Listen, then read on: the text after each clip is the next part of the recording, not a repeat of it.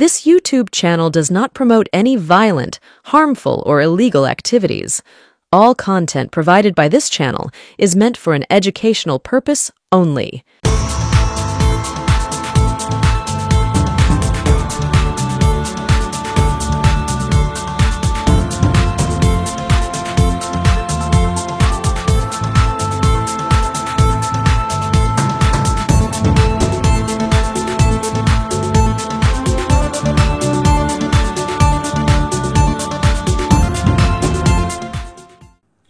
স্বাগতম, নমস্কার, আসসালামু আলাইকুম।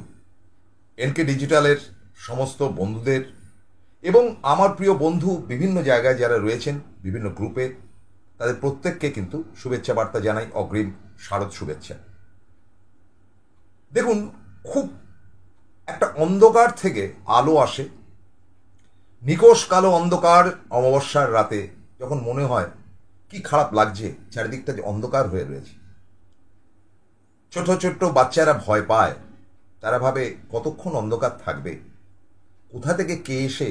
গ্রামগঞ্জের আগে লোকে বলতো যে এই সময় সাপখোপের ভিড় হয়, কিন্তু তারপরেই সকালবেলা ফুটফুটে রোদ ওঠে, আর রোদের আগে সূর্যটা যখন ওঠে ভারী মিষ্টি লাগে। মানে রাতের অন্ধকারের পর এই যে দিনের আলো ভারী চমৎকার লাগে। আমার মনে হয় শুক্রবার দুপুরের পর থেকে যে একটা অন্ধকার আচ্ছন্ন পরিবেশ তৈরি হয়েও খোদ মুখ্যমন্ত্রী মমতা বন্দ্যোপাধ্যায়ের সাংঘাতিক বুদ্ধিতে সেটা কাটানো গেছে যেমন তেমন, সাথে সাথে হাতে বোনাস পাওয়া গেছে। তা হচ্ছে মমতাদির অন্যতম অনুচর বলা যেতে পারে। একেবারে গোড়ার দিন থেকে অন্ধের মতন মমতা বন্দ্যোপাধ্যায়কে সমর্থন করে গেছেন যিনি, সেই অনুব্রত মণ্ডল, বা আমাদের কাছে কেষ্ট, অনেকের কাছে কেষ্টদা হলো, আমি কেষ্ট বলেই ডাকতাম বা ডাকি, আজ ছাড়া পেলেন। এবার মজার ব্যাপারটা কি জানেন তো, ছাড়া পেলেন মানেটা হচ্ছে কি জামিনে ছাড়া পেলেন। কেষ্টর আজকে খুব দরকার ছিল রাজনীতিতে, এটা বাস্তব যে বিগত যে লোকসভা নির্বাচন হয়েছে, যে দুটি আসন তৃণমূল কংগ্রেস পেয়েছে, সেই জায়গায় স্থানকাল পাত্র সমস্ত কেষ্ট ঠিক করাই ছিল। তারপরেও মমতা বন্দ্যোপাধ্যায় নিয়ে গেছেন, তিনি হেঁটেছেন, মিটিং করেছেন, এবং অভিষেক বন্দ্যোপাধ্যায়ও একটা চ্যালেঞ্জের মতো নিয়েছিলেন। এবং বীরভূমে, বিশেষ করে বীরভূম থেকেও বোলপুরে আরো বড় জয় পেয়েছে তারা। কাজেই এই জয়ের শুরুটা কিন্তু 2009 ছিল না, তখন সিপিএম এর একেবারে ছয়লাভ ছিল। এবং অনুব্রত মণ্ডল আমার খুব ঘনিষ্ঠ বন্ধু, এমন যদি বলি তাহলে মিথ্যা কথা বলা হবে। অনুব্রত মণ্ডল কারোরই খুব একটা ঘনিষ্ঠ বন্ধু না, ও একটা অদ্ভুত ব্যক্তিত্বের মধ্যে নিজেকে রাখত, মাঝে মাঝে চুটকি কথাবার্তা বলতো, দিলদরিয়া মানুষ ছিল, ঠিক যতটুকু বলার উচিত তার বাইরে তিনি কিছু বলতেন না। আর তার হাজার হাজার অনুগত সৈনিক শুধু অনুব্রত এরকম আঙুল দিয়ে নাড়াতেন, বোঝাতেন, সিগনিফিকেন্ট।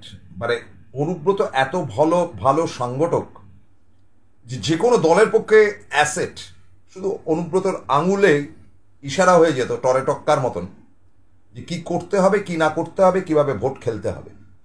তো 2009 অনুব্রতকে সরাসরি মমতা বন্দ্যোপাধ্যায় বলেছিলেন যে দেখ, দুটো সিট একটু বার কর। অনুব্রত কিন্তু দুটো সিট পারেননি, বীরভূমটা পেরেছিলেন, শতাব্দী রায়টা পেরেছিলেন, কিন্তু তার সঙ্গে আরো লাগোয়া অনেকগুলো জায়গা ছিল, যেমন নদিয়ার একটা অংশ ছিল, যেমন ধরুন আপনার এইদিকে বর্ধমানের একটা পার্ট ছিল, বর্ধমানের ওই অঞ্চলটি, এবং আরেকটি পার্ট যেটা মুর্শিদাবাদের ছিল। এই জায়গাগুলোতে খুব একটা থাবা বসাতে পারিনি অনুব্রত বা কেষ্ট।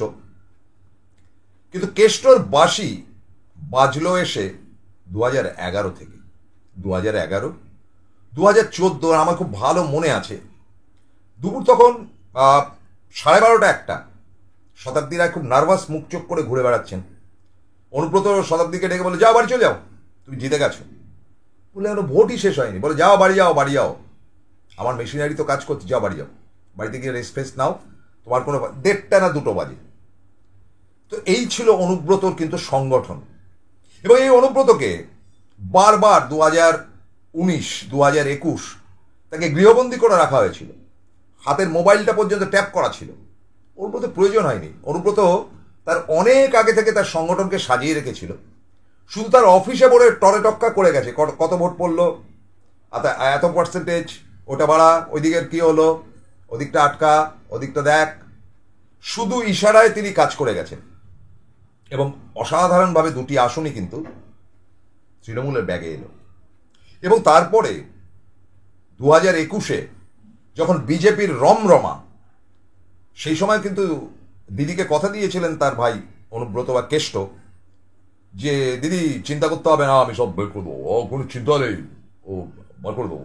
দু একটি সিট একটু লড়বড় করেছে, কিন্তু বিপুল জয় এসেছিল বীরভূম থেকে, বর্ধমানের একটা পার্ট থেকে, যেটা অনুব্রতর চারণভূমি বলা যেতে পারে, এবং মুর্শিদাবাদ তো অ্যাবসলিউট। তো এই হেন অনুব্রত মণ্ডল কি কি বৃত্তান্ত, কে সে ব্যক্তি? অনুব্রত মণ্ডল, বারবার করে অনুব্রত মণ্ডল বলতে ভালো লাগছে না, কেষ্ট। কারণ আজকের আমার অনুষ্ঠানের নাম কেষ্টবাসী বাজবে এবার, কেষ্টবাসীটা একসাথে বাজবে এবার, দরকার ছিল। দেখুন, অনুব্রতকে প্রথম যখন আমি 2011-12-তে ছোট ইন্টারভিউতে জিজ্ঞেস করি, কেষ্ট তোমার এই কি মনে হয়, কি রেজাল্ট হবে? বলে, দাদা কি অত্যাচার করেছে এখানে সিপিএম জানো না, বিশাল অত্যাচার করেছে।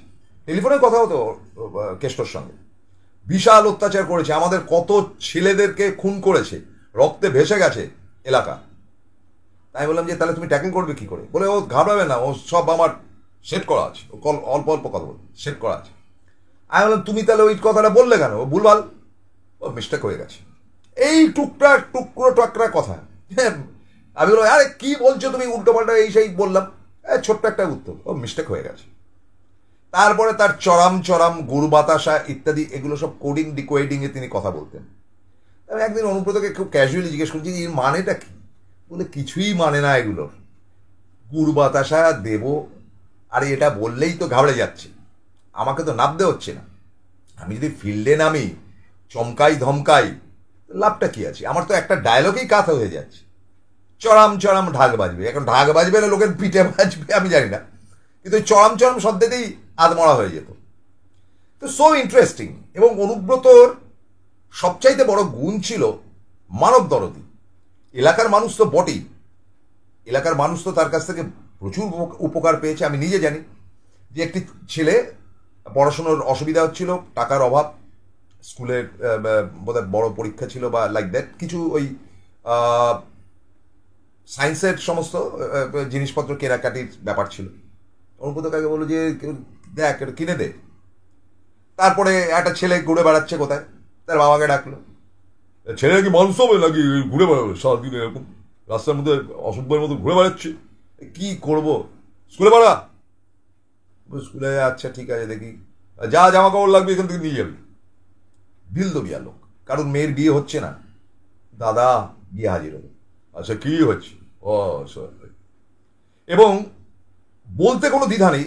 আমি কেষ্ট মণ্ডলকে খুব ভালো চিনি, কেষ্ট মণ্ডলকে কিন্তু আমি রবিনহুড বলতে রাজি, যেটা অনেকে অধীরকে বলে, কেন বলে আমি জানি না, কারণ অধীরদার সঙ্গে আমার আলাপ আছে, তিনি তার এলাকায় দাপট দেখাতেন, কিন্তু মানুষের পাশে দাঁড়িয়ে তাদেরকে অর্থ সাহায্য বা নানান সাহায্য করতেন, এরকম তথ্য আমার অধীরদার সম্বন্ধে জানা নেই।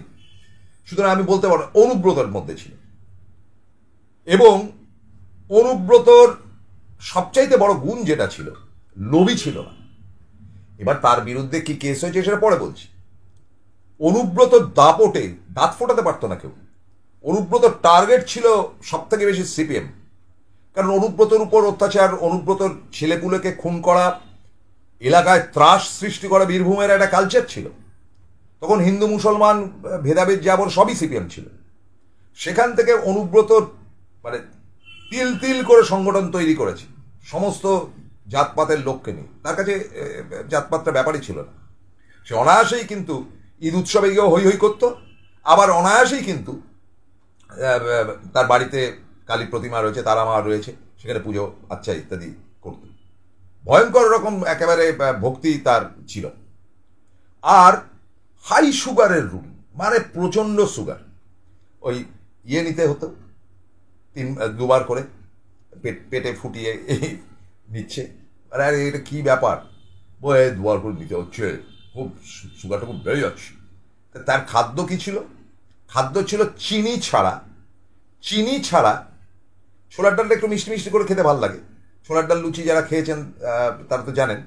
সেই ছোলার ডাল চিনি ছাড়া প্রায় প্রত্যেক দিন এক বাটি থাকতো, এবং তার মধ্যে ওই মুড়ি ফুড়ি দিয়ে একবার হাপুস হুপুস করে হাত দিয়ে খেয়ে লাস্টে ওর মধ্যে জল ঢেলে ওই জলটা খেয়ে নিই। সব পাগল নাকি? কিন্তু আমাদের যারা যেতেন তাদের জন্য কিন্তু স্পেশাল ইয়ে থাকতো, যে খাবার দিয়েছে খাবে, দুবার খাবে, কত কলকাতা থেকে এসছে, তো খাবে না কোথা, খাবার ব্যবস্থা করো। তো ফলে অনুব্রত মণ্ডলের সঙ্গে সাংবাদিকদের একটা খুব মিষ্টি সম্পর্ক ছিল। কিন্তু আবারও বলি, অনুব্রত কাউকে মাথায় চড়তে দিত। আমাদের বহু নেতা আছে যাদের বাড়িতে, যেমন পার্থ চ্যাটার্জির বাড়িতে মানে বাজার সংবাদের টেলিভিশনের একজনকে সারাদিন ঘুরঘুর করতে দেখতাম।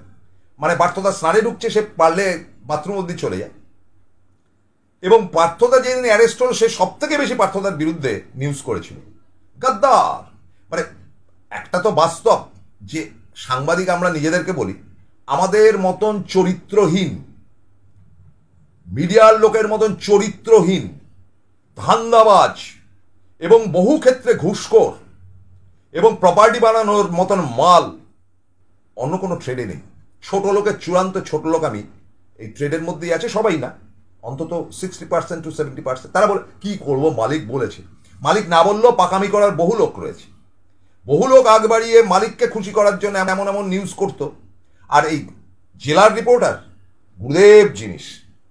এই যে অনুব্রতকে কয়লা পাচার বা অমুক তমুক ধরা হয়েছে, আরে দাদা, ওই এরিয়াতে যত রিপোর্টার আছে না, প্রত্যেকের আমদানি রয়েছে একেবারে সরাসরি। খোঁজ নিয়ে দেখুন, এত বড় কথাটা আজকে লাইভ অনুষ্ঠানে বলে দিলাম। প্রচুর আমদানি রয়েছে। তারা শ্বশুর শাশুড়ি বাপ মাকে নিয়ে প্লেনে করে কাশ্মীর বেড়াতে যায়। মায়া পায় কত? 12,000 টাকা। কি করে যায়? এগুলো তদন্ত হওয়া উচিত। মমতাদি করুন। আপনাকে তো মানে শেষ করে দিয়েছে চ্যানেলগুলো পেছনে লেগে। তদন্ত করুন যে কার কত আমদানি, সিআইডিকে লাগান এবার এদের পেছনে। আর কতদিন সহ্য করবেন? এদেরকে মাথায় তুলে রেখে তো এই অবস্থা। এরা আপনার বন্ধু হতে পারে না। এবার বলেন যে তাহলে তুমি কি? মশাই, আমি খুব সাদামাটা, বাস ধরি, অফিস যাই, বিড়ি সিগারেট খাই, সামান্য একটু টিফিন খাই, সকালবেলা এতটুকু ভাত খাই, রাত্রিবেলা 2টো রুটি খাই। আমার প্রয়োজন নেই। আমার 2টো ছেলে এস্টাবলিশড হয়ে গেছে। Both are management student, they are getting very good salary, double than me or triple than me. আমার জীবনটা তো কেটে গেছে। কিন্তু আমি দিদির সঙ্গ ছাড়িনি, কারণ সঙ্গ ছাড়বো না। তাতে করে আপনারা যদি মনে করেন যে চটি যেটা, তো ইয়েস, আই এম দ্যাট। যদি মনে করেন যে সাংবাদিক হওয়ার উপযুক্ততা নেই, একদম নেই। আমি তো রাজনীতিটা করি, তৃণমূল কংগ্রেস করতাম। তো সাংবাদিকতা করছি 26 বছর 25 বছর। তার আগে তৃণমূল কংগ্রেস করতাম, যুব কংগ্রেস করতাম মমতাদির সঙ্গে। ভুলবো কি করে? গাদ্দারি হয়ে যাবে তো। মানে মমতাদির পাশে একটাই লোক যদি কোনোদিন থাকে, তাহলে আমি থাকবো। আমার প্রয়োজন নেই, কিচ্ছু দরকার নেই। আরে মশাই, এই একটা পর্দা মানে আমার পেছনে, এটা ছিঁড়ে চৌকাট হয়ে যাচ্ছে। একটা সেট বানিয়ে বসে আপনাদের সঙ্গে কথা বলতে পারছি না। এই আমি তো। অনুব্রত ছিল খুব মাইন্ডে। অনুব্রত মানে মিডিয়া ডার্লিং ছিল, জানেন। আমি একবারই অনুব্রতর সঙ্গে যোগাযোগ আমার হয়েছিল, যেবার মমতা বন্দ্যোপাধ্যায়, শেখ হাসিনা, নরেন্দ্র মোদী এরা বোলপুরে গিয়েছিলেন শান্তিনিকেতনের সমাবর্তন অনুষ্ঠানে। সেইবার অনুব্রতকে ধরেছিলাম। দাদা চা হয়ে যাও, চা হয়েও। চাফা খেলাম। তাই মানে তোমার একটা ইন্টারভিউ? না না না। আমি কেন? তুমি সবাইকে ইন্টারভিউ দেওয়া আমাকে দেবে না কেন? যেই সিটিতে দিদি থাকবে সেই সিটিতে অনুব্রত মণ্ডল, কেষ্ট মণ্ডল কাউকে ইন্টারভিউ দেয় না। রেসপেক্টটা দেখুন। শহরে যেহেতু মমতা বন্দ্যোপাধ্যায় রয়েছেন, মমতা বন্দ্যোপাধ্যায় তার টপ লিডার, তিনি সেহেতু কোনো টিভি চ্যানেলের সামনে বাইট পর্যন্ত দেবেন না। ইন্টারভিউ তো দূরস্থান। বলে না, মুখ খুলবো না, কারণ এখানে দিদি রয়েছেন আমার সর্বোচ্চ নেত্রী। That's Anubrata Mondal, that's Keshto Mondal. আর কেষ্ট মণ্ডল, সাংবাদিকরা বসে রয়েছে, এইসব এসছো কলকাতা থেকে, এইসব তুলবে, খাওয়ার ব্যবস্থা কর। সকালবেলা সাংবাদিকদের জন্য ছড়ানো কচুরি, ঘুগনি, আলুর দম, তার সঙ্গে মিষ্টি। অনুব্রত মিষ্টি ছুঁয়েও দেখেন, সবাইকে সামনে বসিয়ে খাওয়াচ্ছে। আমার খারাপ লাগে কোন কোন জায়গায়, বলছি। দুপুরবেলা আবার তারাই কাজকর্ম করে, দাদার ওখানে খেতে হবে। খাওয়াটা তো একটা বিশেষজ্ঞ, মানে খেতে না করে এই ডাক্তারদের দেখলাম জীবনে কোনোদিন খায়নি এমন না, হাবলার মতন বসে বসে খেয়েছে, সাংবাদিকদের একটা বড় অংশ তাই জীবনে খায়নি মনে হয়, করে ঝাপাবে, খেতে পায় না মনে হয়, ভিগিরি মনে হয়। তো দুপুরবেলা কাতলা মাছের ঝোল, ডাল, ভাজি, বেগুন ভাজা, উচ্ছে ভাজা, আর অনুব্রত উল্টো দিকে বসে ভাত এতটুকু, সঙ্গে সবুজ তরকারি আর নিম বেগুন, ওই নিম বেগুন চটকে পুরো ভাতটা খেয়ে নেবে। আর তরকারিটা আর সামান্য বোধহয় ছোট মাছ ছিল, ওই মাছটা এমনি এমনি খেয়ে, আর টক দই একটুখানি। এই ছিল অনুব্রতের খাওয়া। অনুব্রত দিল খুলে খাওয়াতো। আর আমাদের কি হলো জানেন, যেই অনুব্রত মণ্ডল ধরা পড়ল, আমরা সংবাদ মাধ্যম আমাদের নিজেদের খোলস খুলে, আমরা তো প্র্যাকটিক্যালি কি, আমরা মহিষাসুর, মানে মহিষের ভেতরে থাকা ওষুধ তো আমরা সব বেরিয়ে দাঁত নোখ বার করে অনুব্রতর গোষ্ঠীর ষষ্ঠী পুজো করতে বেরো। এই লোকটা করাপ্টেড, এই লোকটা এই করেছে, এই লোকটা এখানে টাকা খেয়েছে, এই লোকটা এই করেছে। তোরা কম টাকা খেয়েছিস নাকি ওর কাছ থেকে? তারা আজকে তাকে জামিন দিল কেন? আমার খুব খারাপ লাগে যে এই সমস্ত লোকেরা স্কেপগোট হয়, আর সাংবাদিকদের মতন পাল্টিবাজ আমি তো জীবনে দুটো দেখিনি। হ্যাঁ, একটা বড় সংখ্যার সাংবাদিক ডেফিনেটলি ভালো, তাদের একটা ঐতিহ্য রয়েছে, তারা গাদ্দারি করে না, বলবে যে মালিক বলেছে বলে করছি। আরে মালিকের বাড়ি বয়ে গেছে, কোনো কোনো জায়গাতে মালিক বলেই, কিন্তু ওই যে বলে যে বাবু যত বলে পারিষদ দলে বলে তার শতগুণ, রবীন্দ্রনাথের কথা কবিতায় রয়েছে, পুরাতন ভৃত্য। তার মানে কি, মানে মানে হয়তো কোম্পানির পলিসি ম্যাটার হচ্ছে মমতার পেছনে লাগ, তো তারা বাঁশ নিয়ে দৌড়াবে। এই অনুব্রতর পেছনে কিন্তু কয়েকজন সাংবাদিক এত জঘন্যতম কাজ করেছে, কেষ্টবাসী কিন্তু বাজবে, কেষ্টবাসী বাজবে এবার তাদের জন্য। আমি বলছি না তাদেরকে মার দেবে, ধর দেবে, কিচ্ছু দেবে না, অনেক রকম চারাম চারাম ঢাক বাজবে, কিচ্ছু বলবে না, চরাম চরাম ঢাক বাজাবে তাদের সামনে। গুড় বাতাসা তাদের খাওয়াবে, গুড় আর বাতাসা খেতে কত ক্ষতি কথা, গুড় বাতাসা তো আজকাল অনেকেই খায়।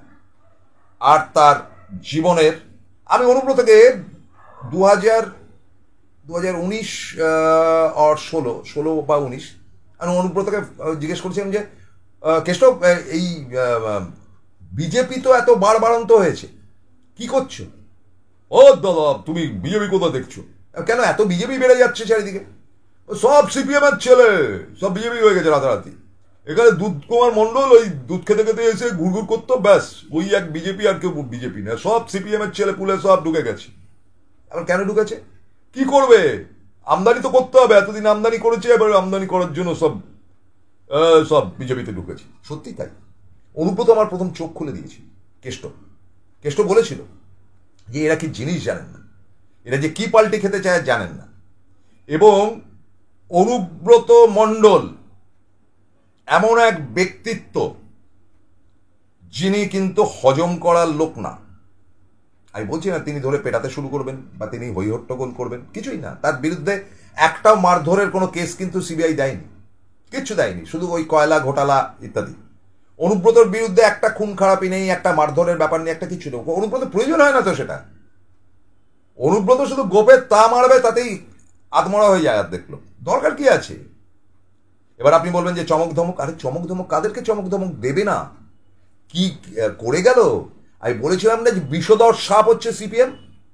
একটা মেয়ে রেপ হয়েছে, একটা মেয়ে খুন হয়েছে, শুধুমাত্র 14ই আগস্ট বা 15ই আগস্ট ওই দিনটা বাদে পুরো নাটক করে গেল। সেই মেয়েটার আউট অফ ফ্রেম, তার মা বাবা ঘরে বসে চোখের জল ফেলা শুরু করেছে যে কাদের পাল্লায় পড়েছি। এই তো শুক্রবার রাতেও বিরাট মিছিল, একটাও সাধারণ লোক নেই, সব সিপিএম এর বাইরে থেকে, চারিদিক থেকে, সারা পশ্চিমবঙ্গ থেকে সিপিএম জোগাড় করে এনে মিছিল করাচ্ছে। আর কিছু মানে পেছন পাকা কিছু ওই সিনেমা আর্টিস্ট পার্টিস্ট, এটা নিয়ে পরের এপিসোড করছি, এদেরকে দেবো, ডোজ অনেক দেওয়ার রয়েছে। এই নিয়ে একটা মিছিল ফিছিল করছে।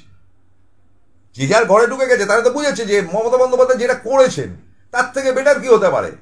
তিনি নিজে গিয়ে হাজির হয়েছেন। আজ অব্দি এতগুলো মুখ্যমন্ত্রী এসেছিল, কোনো মুখ্যমন্ত্রীকে জনসাধারণের মাঝখানে গিয়ে তাদের দুঃখ শোনা যায়নি। ওই যে ছেলেটা মারা গেল, তার বাড়িতে গিয়ে হাজির হয়েছে তার প্রতিনিধি কল্যাণ বন্দ্যোপাধ্যায় ইত্যাদি। দেখ কি হয়েছে, দেখো কোথায় আটকাচ্ছে, তাদের কি সহযোগিতা। এই যে 29-30 জন মারা গেছে, তো ফলে এগুলো মমতা বন্দ্যোপাধ্যায় চিরকাল করেছেন, আজকেও করবেন, তিনি পরোয়া করেন না। মমতা বন্দ্যোপাধ্যায় হতে গেলে 7 জন্ম লাগবে, এত সোজা নয়। অনুব্রত সেটা জানে, কেষ্ট জানে। এবার কেষ্টবাসী মানে কেষ্টবাসীটা একটা কথা, কেষ্টবাসী দেখেছেন তো এরকম? কেষ্টবাসী বাজবে এবার চারাম চারাম স্বরে। আর আমি বলবো, কেষ্ট আসছে, তৃণমূল হাসছে, বিজেপি ভাবছে, সিপিএম কাঁপছে। একটা কথা বলি মাননীয় মুখ্যমন্ত্রীকে, মমতা বন্দ্যোপাধ্যায়কে, যে আপনার সংগঠন খুব ভালো, দিদির আবেগে ভোট দিচ্ছে, অভিষেক অনেকটাই সংগঠনকে তৈরি করেছে, দ্যাটস গ্রেট। কিন্তু যে ফেলিউরিটি এবার আমি দেখলাম কলকাতা শহরের উপর, যেটা কিন্তু কলকাতা ছাড়ালে আর হয়নি। মানে ধরুন বারাসাতে হয়নি, ওই একটা দিনই চোঙাই পোঙাই যা করার করেছে, তারপরে তাদের খুঁজে পাওয়া যায়নি শান্তির ছেলেদের বা শান্তিদের। কিন্তু কলকাতা খুব ফ্লপ করেছে দিদি, কলকাতা বিরাট ফ্লপ করেছে। কোথাও তারা পালস বুঝতে পারেনি। ফ্লপের কারণ কি আমরা পড়বো, আপ টু পড়বো, কিন্তু করবো, আমি প্রবীর বিশ্বাসের সঙ্গে কথা বলছিলাম, ধরবো। কিন্তু তার আগে কিন্তু একটি ছোট্ট আবেদন রাখি মাননীয়া দিদির কাছে, যে অনুব্রত মণ্ডলের ভূমিকা কি হবে ফিরে এসে। একটা লোক, মানে লোক বললে খুব অন্যায় হবে, এক ব্যক্তিত্ব, আইনজীবী, খুব বড় আইনজীবী অরুণাভ ঘোষ কিন্তু একটি কথা বলেছিলেন, অনুব্রতকে কিচ্ছু করতে পারবে না, ওকে ছাড়তেই হবে, কোনো লজিক স্ট্যান্ড করাতে পারবে না। কি প্রমাণ আছে? প্রত্যেকটা জায়গায়, প্রত্যেকটা পোর্টাল, টিভি চ্যানেল যারা যারা গেছে, অরুণাভ ঘোষ কিন্তু কন্টিনিউয়াসলি বলে গেছে কিচ্ছু করতে পারবে না কেষ্টমণ্ডলকে। আর শুনবেন, আর উচ্চ আদালত থেকে অর্ডার দেওয়া হয়েছে যে যারা যারা মানে বিজেপির শত্রু, এটাকে উচ্চারণ না করে, যে এরকম ধরবে সিবিআই আর জেলে ঢুকিয়ে পচাবে, এই ধান্দাবাজি চলবে না। হয় চার্জশিট দাও, ট্রায়াল শুরু করো, তা নয়তো জামিন দিয়ে যাবো পরপর। এই তো অনুব্রতর মেয়ে আগে ছাড়া পেল, আমাদের এখানকার ওই এমএলএ ছাড়া পেল নদিয়ার ভট্টাচার্য, অনুব্রত ছাড়া পেল, এর পরপর পাবে।